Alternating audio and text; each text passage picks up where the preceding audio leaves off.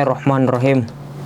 Assalamualaikum warahmatullahi wabarakatuh. Alhamdulillahi rabbil alamin. Assalatu wassalamu ala asrafil anbiya'i wal mursalin wa ala alihi wa ashabihi rasulillahi ajma'in. Amma ba'du.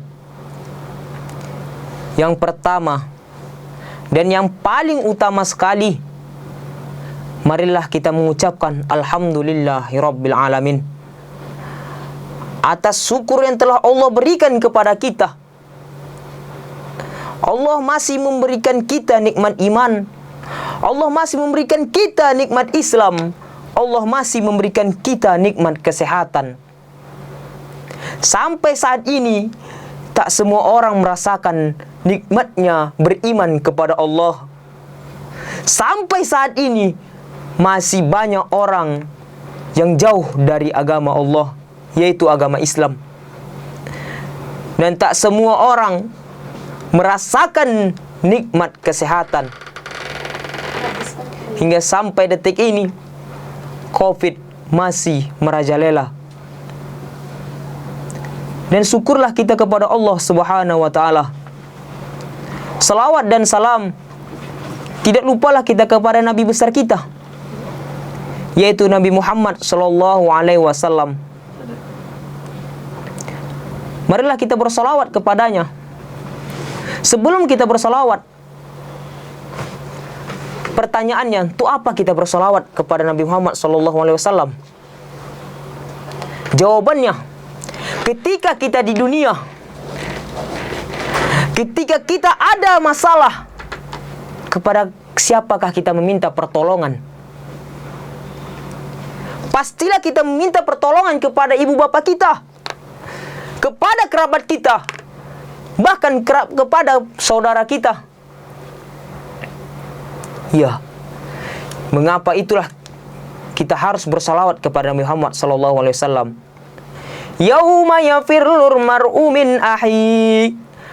Ada suatu masa manusia akan jauh dari saudaranya, wa ummihi wa abi, jauh dari ibu dan bapaknya, wa sahibatihi wa bani, jauh dari istri dan anak-anaknya.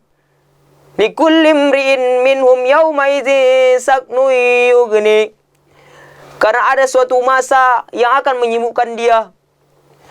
Mata ini banyak melakukan kesalahan, melihat apa yang tidak diperbolehkan. Ucapan ini banyak melakukan kesalahan, hingga perkataan yang buruk pun bisa disampaikan. Tangan ini banyak melakukan kesalahan, memakai barang yang haram, mengambil barang yang haram. Dan langkah kaki ini juga bisa merasakan kesalahan, karena jalan yang telah dia bawa, yaitu kesengsaraan. Kepada siapa kita meminta pertolongan lagi? Ya, kepada Nabi Muhammad sallallahu alaihi wasallam. Marilah kita bersalawat kepadanya. Allahumma salli ala sayyidina Muhammad wa ala alihi sayyidina Muhammad. Assalamu alayka ya Rasulullah. Assalamu alayka ya Habibullah. Pada hari yang berbahagia ini, saya ingin membawakan sebuah judul, yaitu meneladani ketauhidan Rasulullah sallallahu alaihi wasallam. Di bulan yang penuh berkah, di bulan yang penuh mulia, yaitu di bulan Rabiul Awal, banyak sejarah yang kita dapatkan.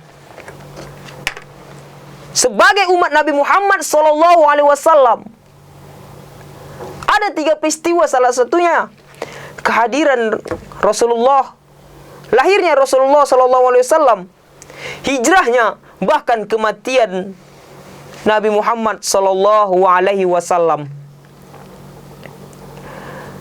Bagaimana peristiwa itu? Adalah hal yang paling bersejarah di antara bulan lainnya. Ketika Nabi Muhammad sallallahu alaihi wasallam diutus Allah menjadi rasul, yaitu salah satu kenikmatan yang besar bagi umatnya, yaitu kita. Mengapa? Ketika dunia yang begitu gelap, kini telah terang menerang dengan syariat Islam. Dulunya banyak orang melakukan kekufuran, kini telah diganti dengan ketauhidan. Banyak orang yang melakukan kejahilian, kini telah diganti dengan syariat Islam. Banyak orang yang melakukan permusuhan, kini telah diganti dengan persatuan yang kuat, yaitu ukhuwah Islamiyah. Begitu bangganya kita menjadi seorang umat Nabi Muhammad SAW. Betapa kita merindukan Nabi Muhammad SAW. Kita ingin melihat wajah Nabi Muhammad SAW. Perjuangan Nabi Muhammad SAW. Sedikit cerita. Pada masa lahirnya Nabi Muhammad SAW, sebelum dia dilahirkan, dia ditinggalkan oleh ayahandanya yang tercinta, yaitu Abdullah, pada usia kandungan 6 bulan. Bayangkan, sebelum dia dilahirkan saja, ayah yang dia cintai, ayah yang dia sayangi, yang mana sebagai tempat motivasi hidup kita, kini dia tidak ada bersama dengannya. Bagaimana sulitnya masa itu. Hati Rasulullah SAW, kalau kita bayangkan, pada masa kecil adalah masa yang paling bahagia. Bagaimana dengan Rasulullah? Dan pada masa 6 tahun sudah belanja pada balita, dia ditinggalkan oleh ibu yang dia cintai, ibu yang mengandung dia selama 9 bulan, yaitu Siti Aminah. Bayangkan, 6 tahun ditinggalkan oleh keluarganya, ibu bapaknya. Dia tidak merasakan suara ayahnya. Dan ketika dia balita, dia tidak melihat bagaimana seorang ibunya. Masa kebahagiaan dia itu pun hanya setengah, cuma hanya 6 tahun. Dan ketika ibunya meninggal, dan dia diasuh oleh kakeknya, yaitu Abdul Muthalib, pada usia yang kecil, Rasulullah saja sudah mengembala kambing.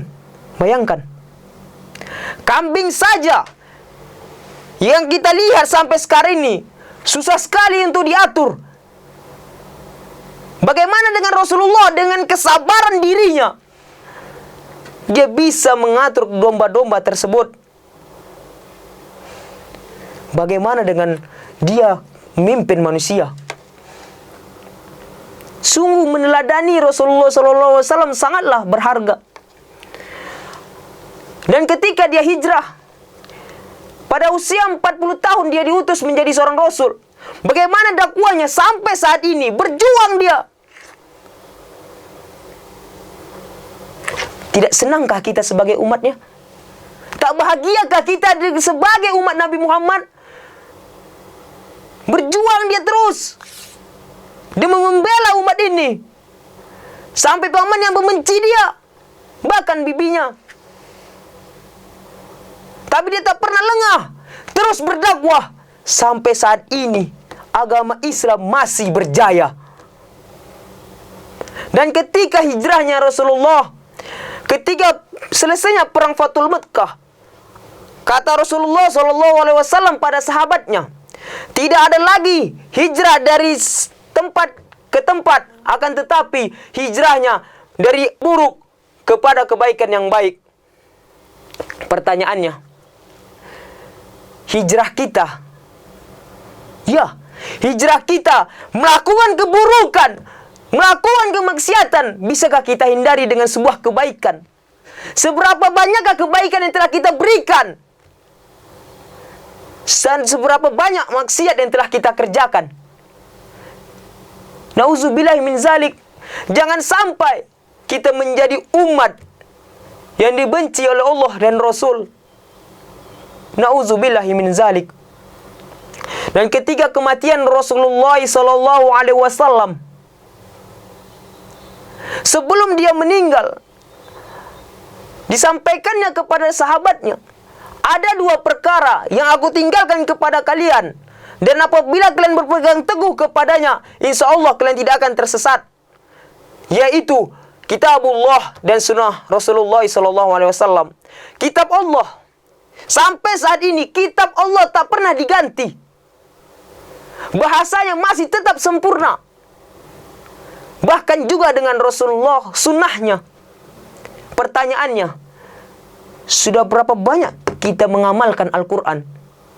Dan sudah berapa banyak kita mengerjakan sunnah Rasulullah SAW?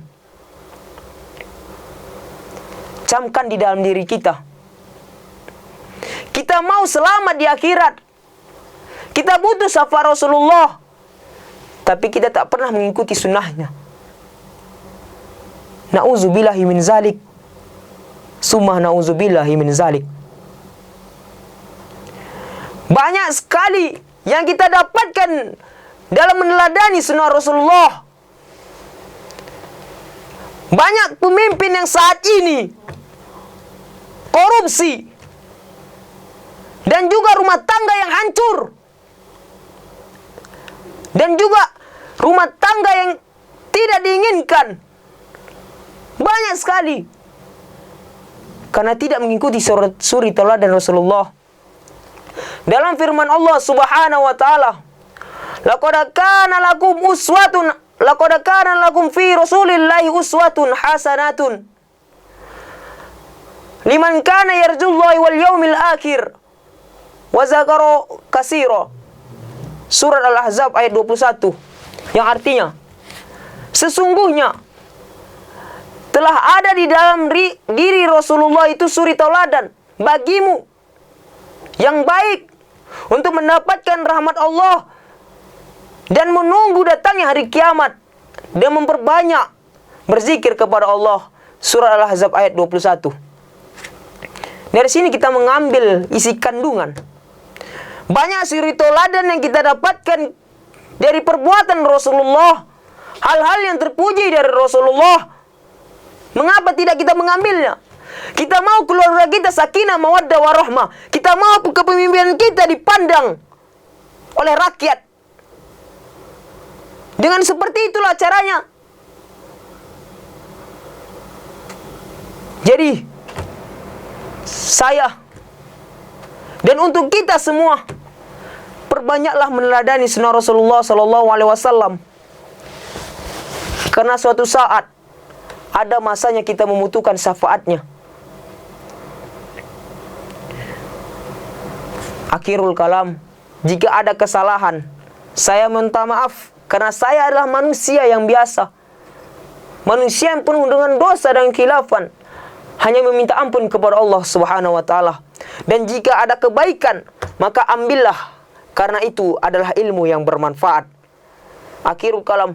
Wassalamualaikum warahmatullahi wabarakatuh.